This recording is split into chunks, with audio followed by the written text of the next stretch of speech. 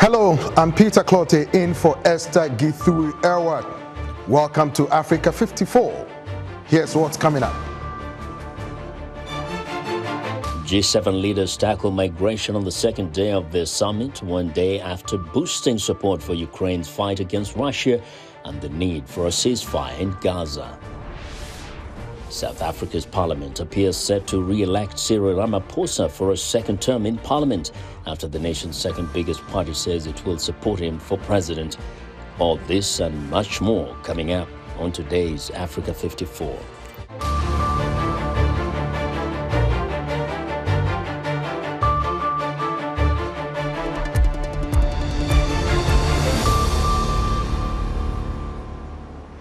G7 leaders turned their attention to migration on the second day of their summit, discussing ways on Friday to combat human trafficking. Meanwhile, on day one, U.S. President Joe Biden and the G7 leaders spent time Thursday boosting support for Ukraine in its battle with Russia and the need for a ceasefire in Gaza. Here's White House Bureau Chief Patsy Widakuswara.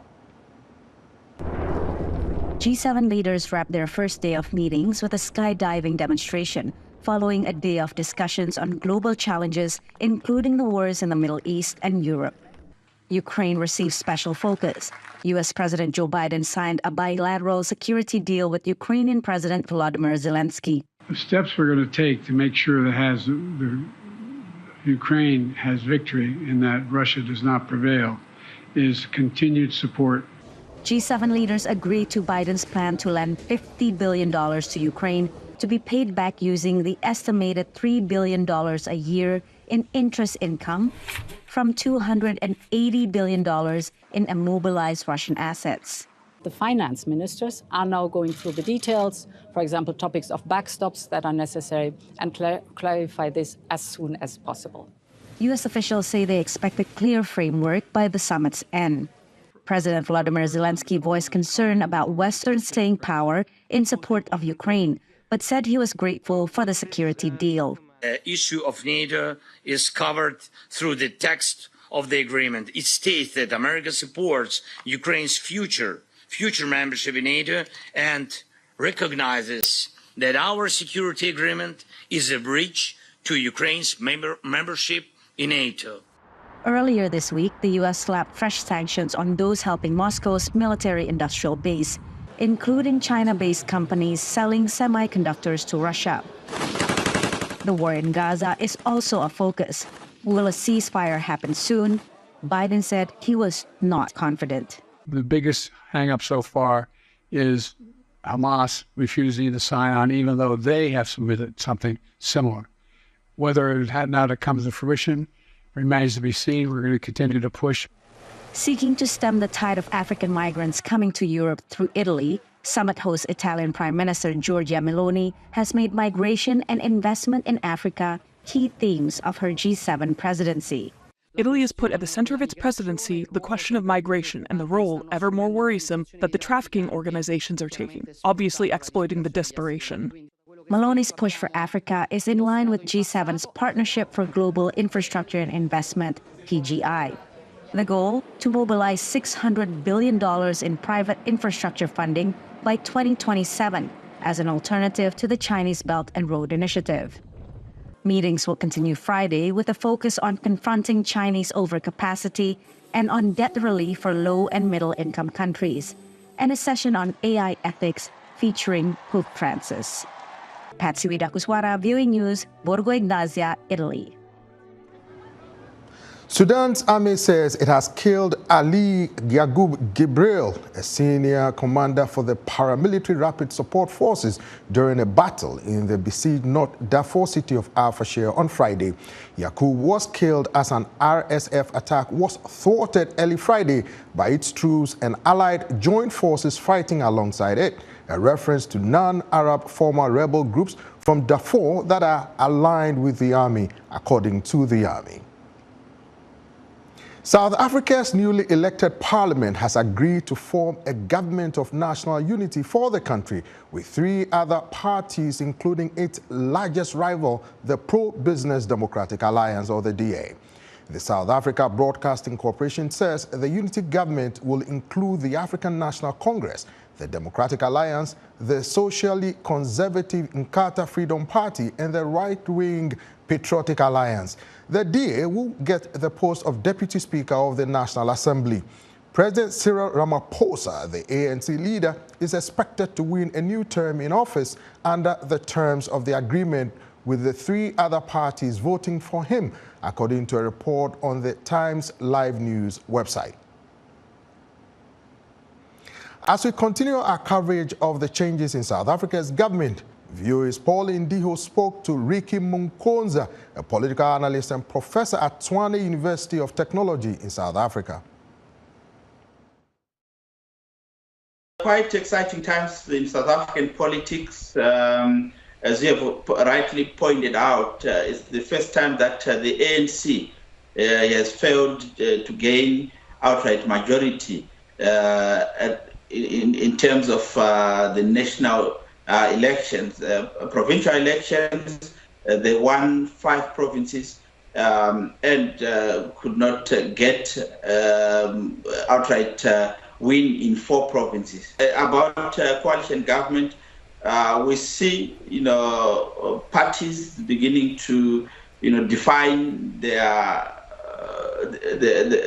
positions in as far as coalition talks are concerned. What does this mean for these other parties coming into this quote-unquote marriage of convenience? They have an opportunity to demonstrate to South Africans that they are capable of working and producing results in whatever portfolios they are going to get. The public will be watching them. We've seen examples previously in other countries, in neighboring Zimbabwe, where Morgan Tsvangirai joined a coalition with the later President Robert Mugabe. We saw it in Kenya, where Raila Odinga and Mwai Kibaki joined these coalitions, but at the end of the day, they did not work. They failed to actually function. What is so unique about this experiment in South Africa? The political parties that are likely to get into the coalition government, they have, opposing ideologies. If you look at the Democratic Alliance, it can be characterized as a party that is on the far right. And if you look at the ANC, it can be characterized as a party that is on your immediate center, on your immediate left. It's not on the far left, but it tries to maintain the capitalist ideology with the socialist ideology. The Inkatha Freedom Party is also somewhere in the middle. But what to make the coalition government work is the ability of the political parties that are going to get in there to realize that they need to pursue the national interest above their party positions and their party interests. They need to ensure to realize that they are serving the South African public, and they need to put the needs of the South African public first.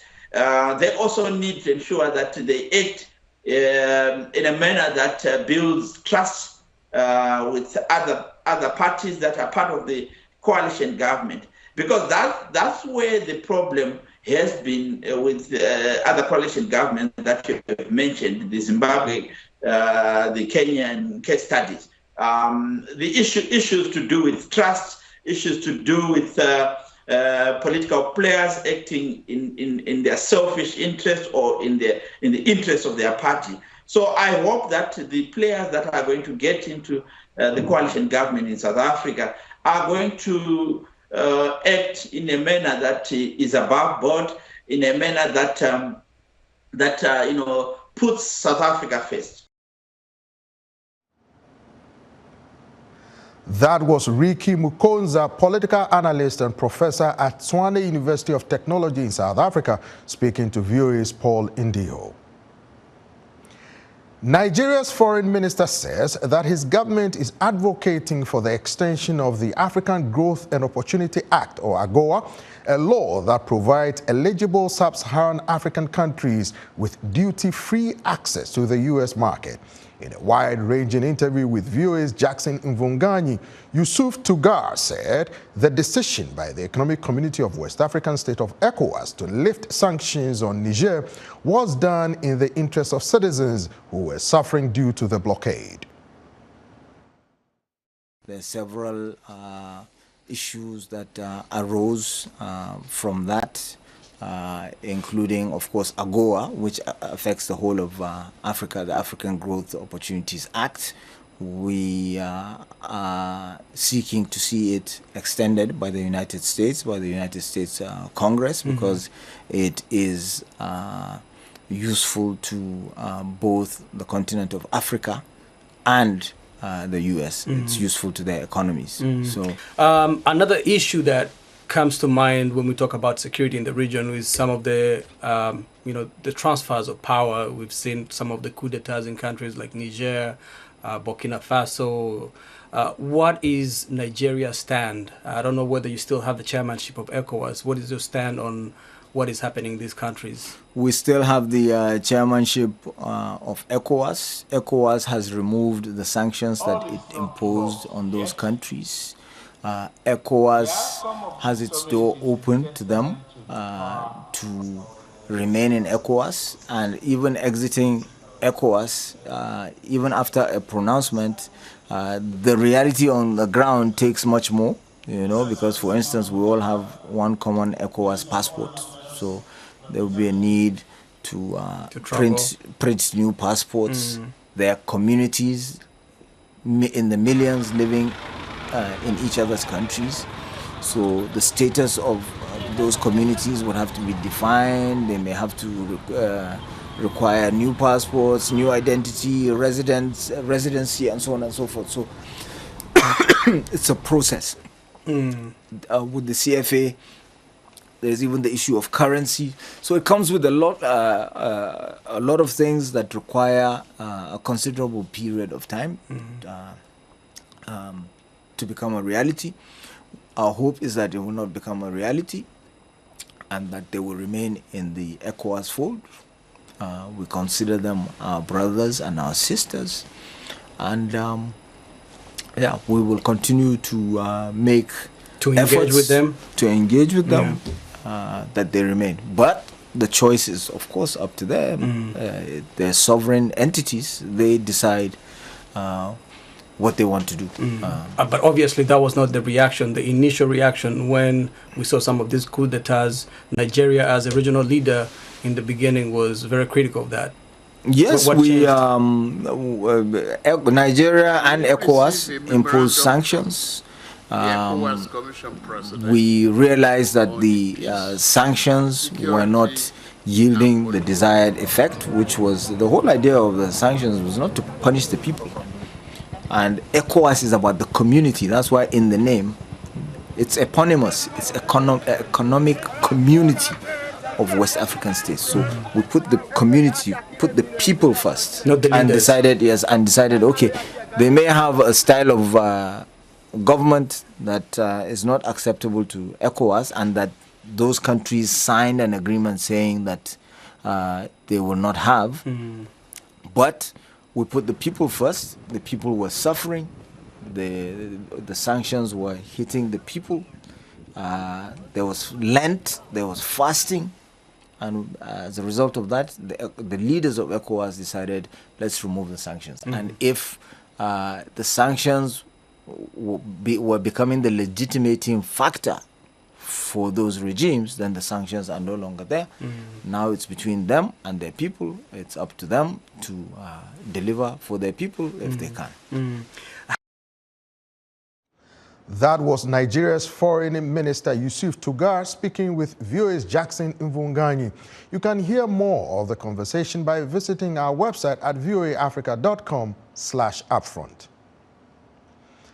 A U.S. president can serve a maximum of 8 years. So whether Joe Biden or Donald Trump is victorious in November, it will be their final term.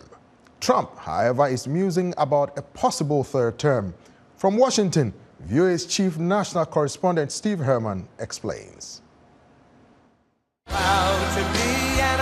Campaigning for a second term, Donald Trump asked America's largest gun lobby last month about whether he might get a third term, referencing the 4 terms of President Franklin Delano Roosevelt, who died in office in 1945. FDR, 16 years, almost 16 years, he was 4-term. I don't know, are we going to be considered 3-term or 2-term? You tell me. Ronnie, what do you think? Congress in 1947 approved the 22nd Amendment to the Constitution, limiting presidents to just a pair of 4-year terms. That became law in 1951, after the amendment was ratified by the necessary 36 of the then 48 states. The amendment really codifies what had been for a long time a political norm of not running for more than 2 terms. That's Praveen Fernandes, Vice President of the Constitutional Accountability Center. He explains the 2-term tradition goes back to America's first president, George Washington, who ignored repeated pleas to run for a 3rd term. With the start of the Second World War, Franklin Roosevelt broke with that tradition in 1940 and won a 4th term in 1944 as well. I, Barack Hussein Obama. Since the 22nd Amendment, 6 presidents have served 2 full terms, the most recent being Barack Obama. A prominent supporter for President Joe Biden, actor Robert De Niro, labels Trump a tyrant who wants to be president for life. If he gets in, I can tell you right now, he will never leave. He will never leave. You know that. He will never leave. I only want to be a dictator for one day. Such declarations by Trump in this election cycle come as he faces criminal charges for attempting to overturn the 2020 election results. And that may presage future intent, according to constitutional attorney Fernandes. The comments that Donald Trump recently made about a 3rd term, which of course flies right in the face of clear constitutional text, are another reason to have concerns about someone who doesn't feel constrained by the clear text of our laws. The President of the United States. For Trump to legally pursue a 3rd term, the 22nd Amendment would have to be repealed, and that would require a 2/3 vote in both chambers of Congress, and then ratification by at least 38 of the 50 states.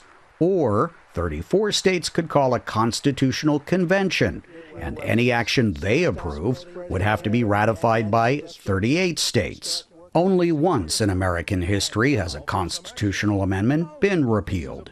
Acting Secretary of State William Phillips is signing the 21st Amendment, and prohibition is repealed. The 21st Amendment, ratified in 1933, annulled the unpopular and frequently violated 18th Amendment, which in 1919 banned alcoholic beverages. Steve Herman, VOA News, Washington. Sunday is Father's Day, a day that traditionally honors fathers, fatherhood, paternal bonds, and the influence of fathers in society. VOA spoke to fathers in Malawi, Kenya, and Ghana on what they see as their most important roles in the growth and development of their children. As fathers, our role for our children is to make sure that they are well protected and to monitor them so that they can grow with a good manner, well educated, and also to make sure that they are healthy. Wow, as a father, I would say I play a lot of role when it comes to my child development. I would first of all start with psychological development. When my child sees the way I treat her mom, he sees the way I talk and relate to people, psychologically he learns how to also relate to the people. So I would say that my relationship with other people helps develop her psychologically. And also, I would say when it comes to educational development, you know, as a man, what we go through, you know, providing of school fees, buying of all the books and all that. Because I want the best for her and I want her to get the quality of education that I want, I need to, you know, put in more to develop her educational, so have a quality education that will benefit her. They like father, like son. So your son, before they acquire any other skill, they'll acquire yours. So I think the father is a key role model. He's the epic of the family and the child. He's an inspiration. So he predetermines. Actually, he really shapes how the child comes up. Yeah. Fathers talking about their roles in the growth and development of their children. Still to come, we'll learn about a rising Afrobeat star.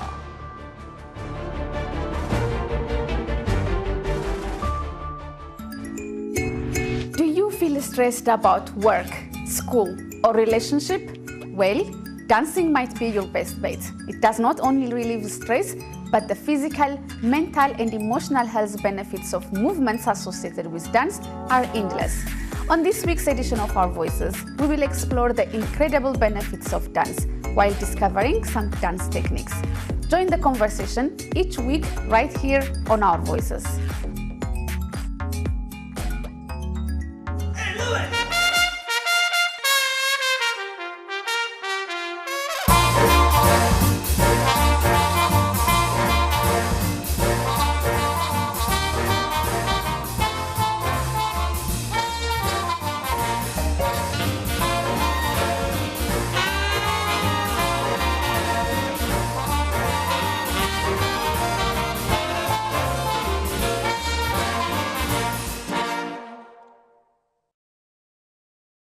You're watching VOA's Red Carpet. My name is Jackson Vunganyi. Thank you so much for joining us each week right here on Red Carpet. We bring you the latest in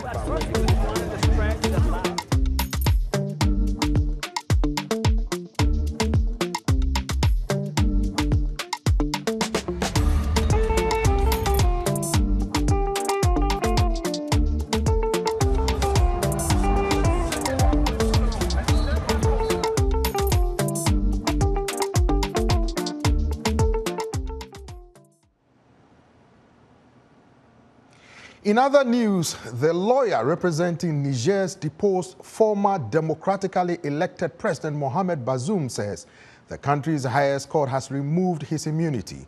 The court's decision opens the door for the military junta to prosecute him for alleged high treason. Bazoum and his family have been under house arrest since a military coup that overthrew his administration last summer.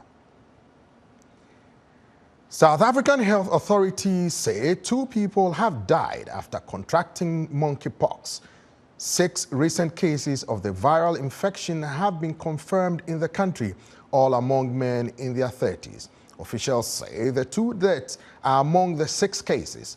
Those outbreaks were the first time monkeypox was seen to spread through sex. The infection can also be contracted through bites from small animals such as rodents.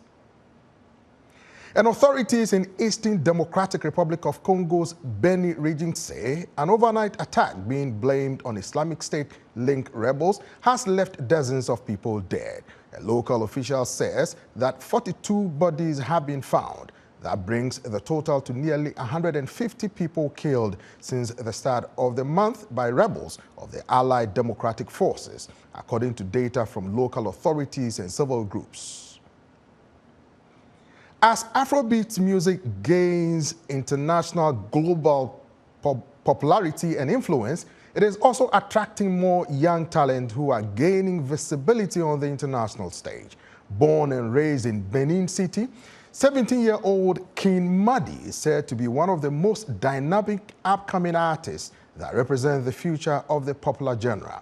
VOA's Jackson Vunganyi has more on the trained dancer and her love for reading books.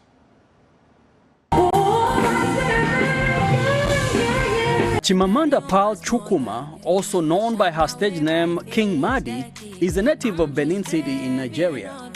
Starting off as a professional dancer, Qing Madi transitioned to singing at a very young age, inspired by her mother. Everybody's fine, but they can't be you. Hi, my name is Chimamanda Chukuma, professionally known as Qing Madi. I'm 17 years old. I'm a singer, songwriter, and dancer from Nigeria. King Madi, that's a very interesting name. What is behind the name King Madi? King Madi is actually parted in two. The king is a title. It's a mix of femininity and independence, and that's how I see myself as an artist. So it's basically a title that comes with the name Madi. And Madi means extremely talented. M-A-D-I means extremely talented. And I feel like that's a proper representation of who I am. King Madi was about to take her flight to Dallas, Texas for a concert that night. She sampled for us her recently released debut EP, which is already earning her accolades as part of the dynamic class of new and emerging artists from Africa. Is that okay? It is. It is. Go on? Yeah, give me one more. At 14 years old, you're already writing music of that level. Yeah. I mean, imagine 10 years from now, the kind of music you'll be putting out. I'm excited. What do you sing about at 14? What kind of music, what was the subject matter that you were? A lot. I mean, most of it was based on, because I was a bookworm, but only for literature. So I like to read like novels, just for like stories, and not the sciencey stuff, just for like stories. So based on that, I would like read, and whatever storyline I was getting, I would find it fun to write about it. And most times those are what like my songs were based on. All the energy inside of me is drained, and if I die tonight, waiting I get. What's the book you'd say has had the biggest impact on your life? Oh, I think it's called Wake Me When I'm Gone. I think that's the last book I read, and that's like my favorite book. Yeah. It's crazy. And Wake Me When I'm Gone. It's a Chimamanda book right now. It's called Half of a. How did you know that? That one, I just bought it. Really? Oh my God, that's crazy. How did you know that? I literally just bought Americana. Really? I love it. Is it safer outside? I'm outside. I was born in Benin City. I was raised there as well. A lot of celebrities didn't come there. So I was just bound to listening to the music that people that would come to my mom's store would play. And those were usually like university graduates. And they liked to listen to rap and trap music. So they played a lot of Kendrick, they played Eminem, they played Lil Wayne. And I think at that point, that was when I heard Kendrick. I think it was Swimming Pools. And I immediately became obsessed because I like literature. And something about the way the song was going, I'm like, I can decipher this. This is crazy. Because it was just it was amazing, like, understanding it from a level where everyone was just trying to get the lyrics. But, like, I could hear, like, there was something deeper than what he was saying. That was the first time I heard, like, a subliminal rap. And he's just literature to me. That was Jackson Mvonganyi with our entertainment report. And that's our show for today.